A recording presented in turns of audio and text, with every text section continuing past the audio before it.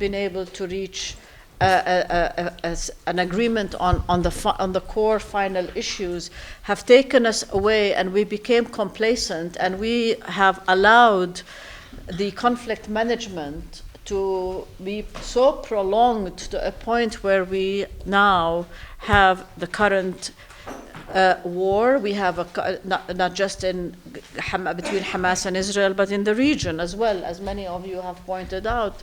This has implicated Syria, Lebanon, of course, Iran, and beyond, and I think the crises in the region and have affected the entire global order as well. And I'm not going to repeat what you have said, but just to get back to the Holy Land Confederation, again, we wanted to have a tool, and we started working on this in 2020. And this tool is called the Holy Land Confederation on purpose. It is to underscore that this is the Holy Land. This is a place where Jerusalem is a universal city, and we need to address the issue of Jerusalem and address the issue of peace between Israel and Palestine. And of course, as some of you have pointed out, the issue of the settlements and the expansion of the settlements, and now with E1 and the decisions by the State of Israel against the two-state solution. This ultra-right government is making every step and taking every step to undermine the two-state solution, the contiguity of the West Bank and Gaza, and the further isolation of East Jerusalem. I mean, so all these issues are issues that we are tackling in the Holy Land Confederation. And again, we wanted to be an umbrella. We wanted it to be a tool to lead to the two-state solution, where we translate the concepts and the ideas into an action plan, which is the Holy Land Confederation.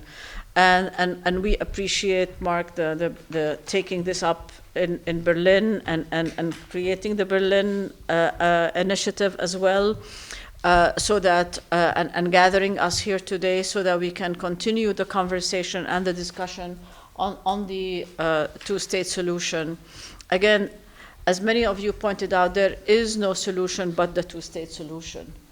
And despite the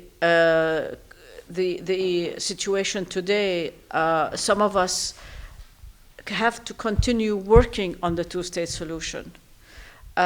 We may be helpless as to what is going on the ground, but at least we are not helpless at presenting ideas and concrete ideas that would allow us to translate the urgency and the need for the two-state solution to materialize and to address the conflict in a reasonable, articulate, and solvable manner. The two-state solution can be achieved, and the two-state solution is not far-fetched.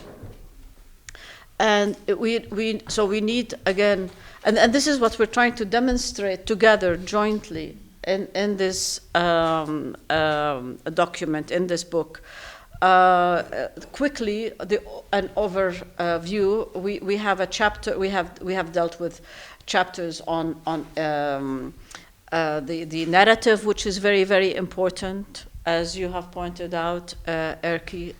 We have dealt with Jerusalem. We have dealt with the settlements. We have dealt with security. We have dealt with the environment, economic issues, and so forth and so on, under the context of a confederation. And very briefly, the idea is to have a sovereign Palestinian state along with an Israeli sovereign state joining together, jointly going into a confederal arrangement, because this is in the interest of the two states and in the interest of the two people, and within the broader regional context, especially on security and economic issues and environmental issues and the climate and so forth.